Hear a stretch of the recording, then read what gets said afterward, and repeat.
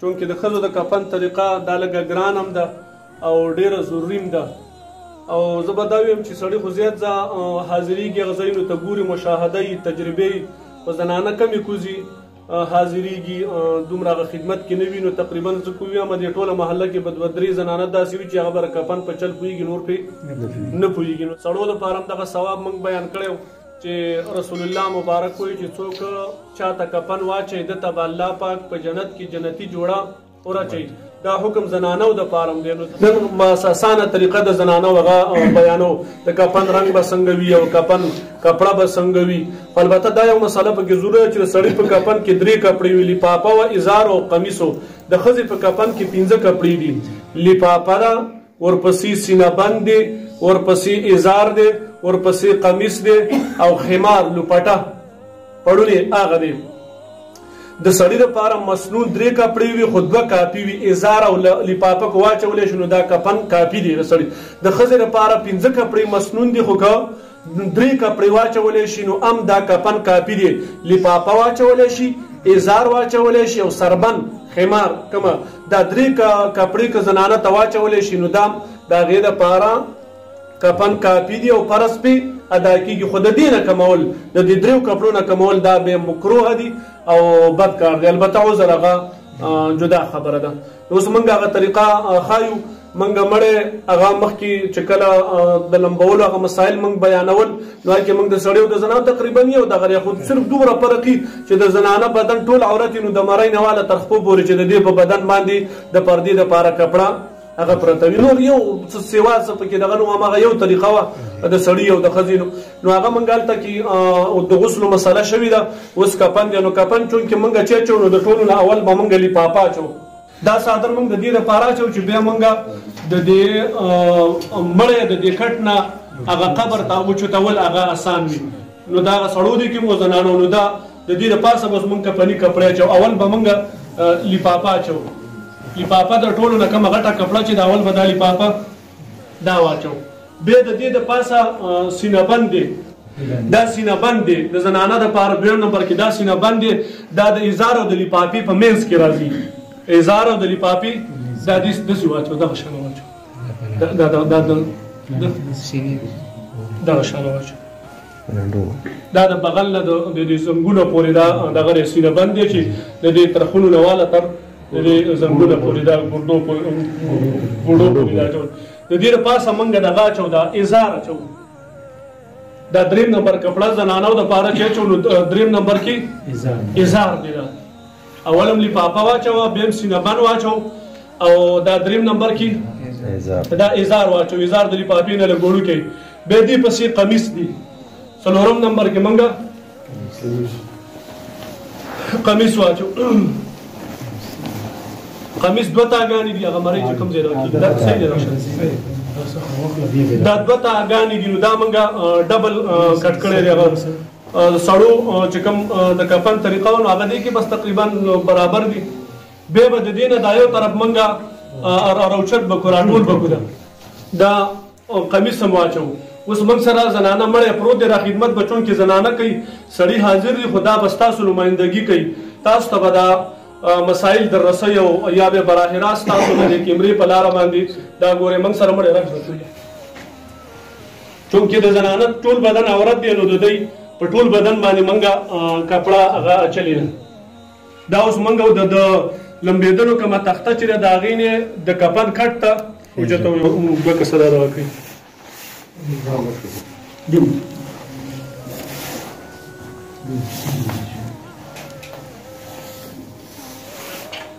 دا دغه 2 تایي وي یو لاندې د قمیص راله یو لاندې راله او یو دا د پاسه اوس موږ راخورو تاسو دا کمیسو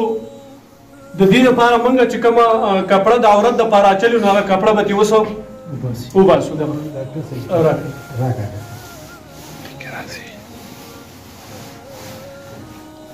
دا هغه کوم پردې دپاره چې موږ کپړه اچلي وه د غسلو نه پس هغه کپړه هم ترې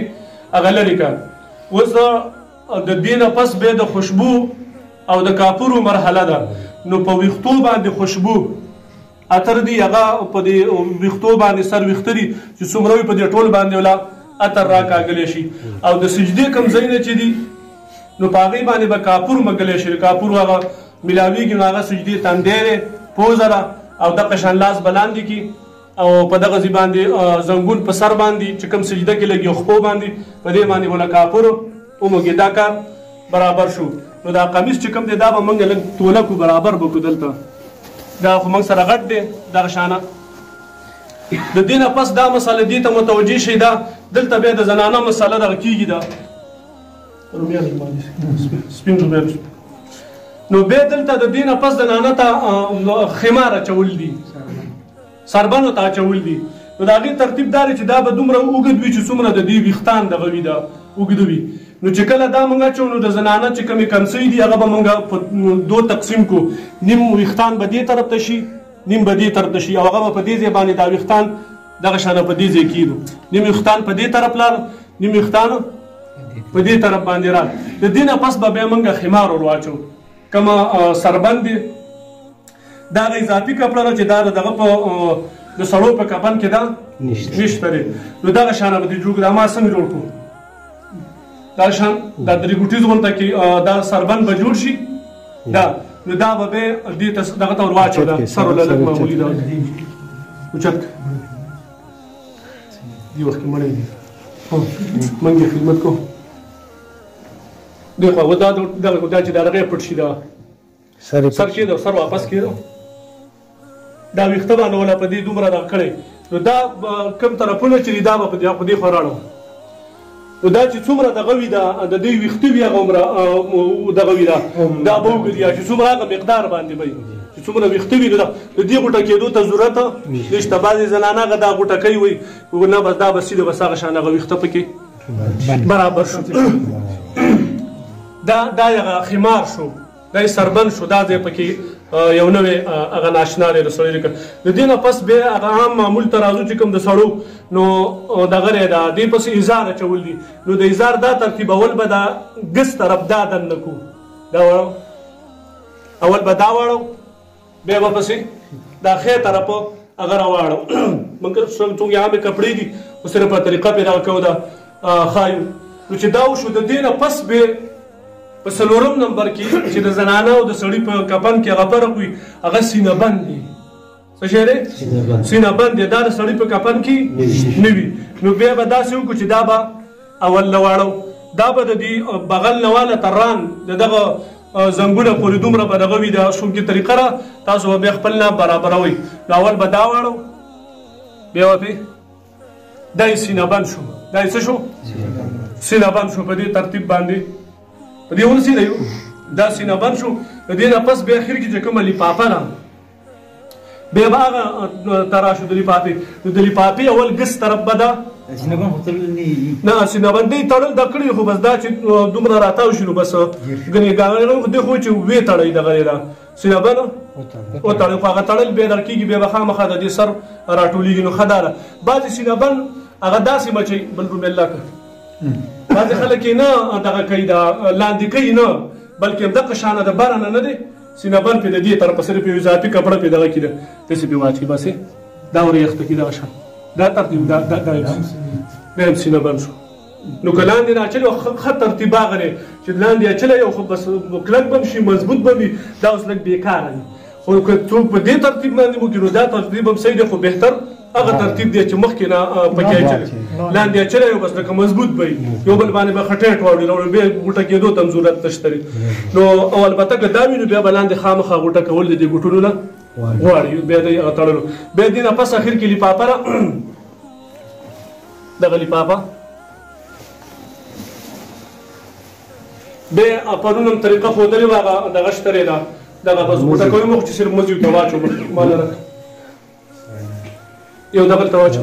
دلته دغه به ونه تړلې او صرف دغه ځای صرف هسې طریقه وښوله بس یو دلته شو یو دلته شو په دې ځای باندې او یو بله نه یو دلته شو دا به راوکړه دلته به وتړلی شي دا بس کفن ترتیب دا د زنانه هغه برابر شو دوه کپړې پکې اضافي رالی یو خمار رالی او یو پکې سینه بند د ازار او د لفافې په منځ کې سینه بند راځي او د قمیص د اچوونه پس خیمار راځي دا 5 کپړې د دی هغه مسنون دي په دې ترتیب وشو چونکې دا خو زنانه مړی دی نو د دې خو چې څومره پرده کېدی شي نو د دې د وجې نه فاطمه رضی الله عنها هغه چې کله وفات شو نو هغې وصیت کړی چې زما رکټ د پاسه شپه مو وه وایي چې څه واچوئ دا د هغې ایجاد دی دا ډولۍ نو چونکې موږ دا کټونه داسې جوړ کړي دي که چا نه وي جوړ کړي ځان له دغه شانه جوړ کړي موږ خپل نظام دغه شان برابر کړی هغه ډولۍ کیمره کې راوړه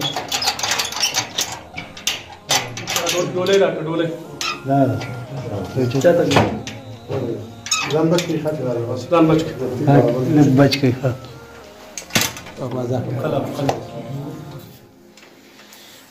دا هغه ډولۍ ده دغه لپاره د زنانه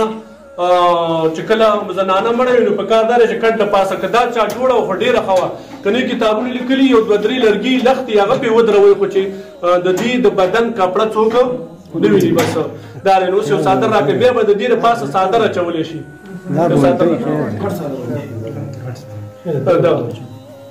د دې دپاسه به بیا یو څادر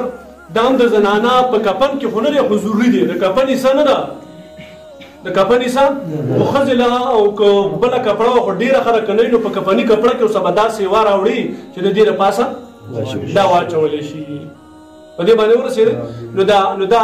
بیا به د دې نه پس هغه چې ښه برابر شي زموږ عام خلک څوک پرې دغه اچوي دا کټ څادري اچوي کمبل اچوي نو چونکې دا د کفن د حساب نه ده نو دا رنګینه اچولی شي رنګینه که چې کمبل وسره وه بل څه وه یا کټ څادر یو شي نو بل شی نو هغه که رنګینه وي نو څه نقصان خو دا شی به خامخا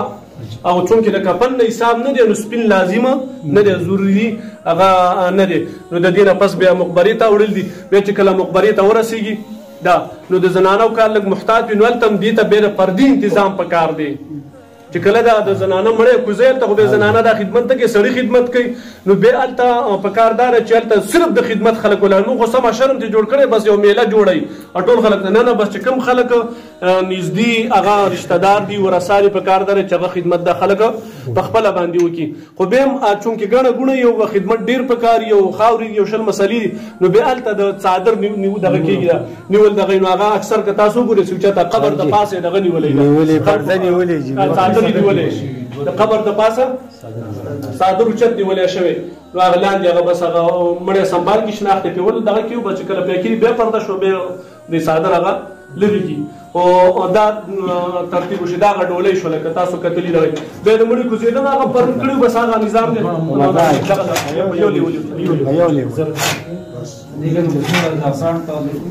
او زنانه لپاره کوم چې سړي لپاره خو زعفران استعمال او چې خو رنګ واخو نه شو نو زنانه لپاره که زعفران کلر والا خوشبو دغه کوي دا استعمالوي نو استعمالوي سړي لپاره جایز دی هغه به د ویښتو باندې او ویښتو باندې به راکوي د رنګ والا راکولی شي د دې نه پس بیا په کفن باندې عطر اچول دا مناسب نه دي بلکې جایز نه دي دغه نه دي هغه ځان وساتي بیا هغه د مړي د کوزېدو نه پرون هم هغه طریقه بل دا کېښودلې وه دا څادر موږ لاندې اچولی دی دا نو که دا ترتیب څوک کوي نو هغه لږ ځان چې دا ترتیب څوک کوي نو تکلیف به موږ اکثر هلته بیا غړبړي څوک زی خطرناک وي زی تنګ وي او دغه وي چې خو دا څنګه یې ونیسو نو خطره یې چې غورځي بس ښه دا ده چې مخکې نه څادر اچوئ ښه مضبوط څادر اچوئ دغه طرف هم کلاو که او څوک چې دغه ته کېده دا به د قبر په دې غاړه باندې ګدو قبر ته چې کوزو که نه هغه راغلی نو بیا پکار دا ده چې د قبلې طرف نه کټ راوړو او دوی خوا قبر دی نو قبر ته بیا په دې لاره راکوزو په دې طرف باندې د قبر په هغه اړخ باندې کټ کېدو او بیا به دغه شانه په دې ترتیب باندې هغه راکوز نو چې کله لاندې دغه شي قبر ته کوشي بیا دې دا څادر ادي دغه کې نو چې کوم اضافي کپړې هغه دې رالرې کوي واخر دعوانا الحمدلله